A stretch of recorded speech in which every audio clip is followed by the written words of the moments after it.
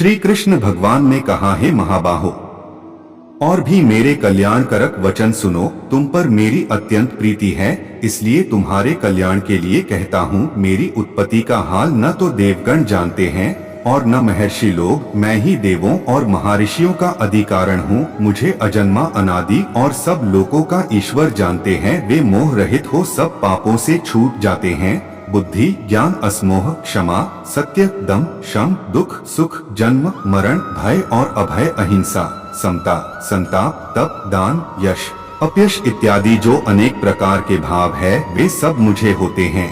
7 महर्षि और उनसे पहले 4 मनुष्य मेरे मन से उत्पन्न हुए। जगत के समस्त प्राणी उनसे उत्पन्न हुए। जो मनुष्य मेरी इस विभूति को भली भांति जानते हैं, वे निश्चय योग से सिद्ध होते हैं। इसमें संदेह नहीं, यह जानकर कि मैं ही सबका उत्पत्ति कारण हूँ और मुझ ही से सबकी प्रवृत्ति होती है। विवेकी पुरुष मेरी उपासना करते हैं। वे मुझी में अपने चित्त और प्राणों को लगाकर एक दूसरे को समझते हुए भजन करते सदा संतुष्ट और सुखी रहते हैं। चित्त का समाधान करके प्रीतिपूर्वक भजन करने वालों को मैं ऐसा बुद्धि योग देता हूँ जिससे वे मुझे प्राप्त कर लेते हैं। उन पर अनुग्रह करके मैं उनकी बुद्धि में स्थित हो देदीप्यमान ज्ञान दीपक से अज्ञान मूलक संसारी अंधकार का नाश करता हूँ। अर्जुन ने कहा, आप पर ब्रह्मा हो, परम धाम हो, परम पवित्र, अचल और दिव्य पुरुष हो, आदिदेव हो, अजन्मा हो, सन्यासी हो। तुमको सब ऋषि, देवऋषि, नारद, असित, देवज्ञ और व्यास भी ऐसा कह गए हैं और स्वयं तुम भी कह रहे हो। हे केशव, जो तुमने मुझसे कहा है सो सब मैं सत्य मानता हूँ। हे भगवान, देवता और दानव इन दोनों ने ही तुम्हारे रूप को नहीं जाना है। हे सब जीवों के उत्पन्न करने वाले भूतेश, हे देव, हे जगत्ते, हे पुरुषोत्तम, आप स्वयं ही अपने को जानते हैं। अतएव आप अपनी उन दिव्य विभूतियों का काल पूर्णता से वर्णन कीजिए, जिनके द्वारा आप इन सब लोकों में व्याप्त हो रहे हो। हे योगी, हे भगवान, सदैव आपका चिंतन करता हुआ मैं आपको किस प्रकार से जान सकता हूँ? आपका ध्यान किन 2 भावों से करना योग्य है? हे जनार्दन, कृपा अपनी माया और विभूतियां विस्तार से कहिए। इस अमृत रूप आपकी वाणी को सुनने से मेरा मन तृप्त नहीं होता है।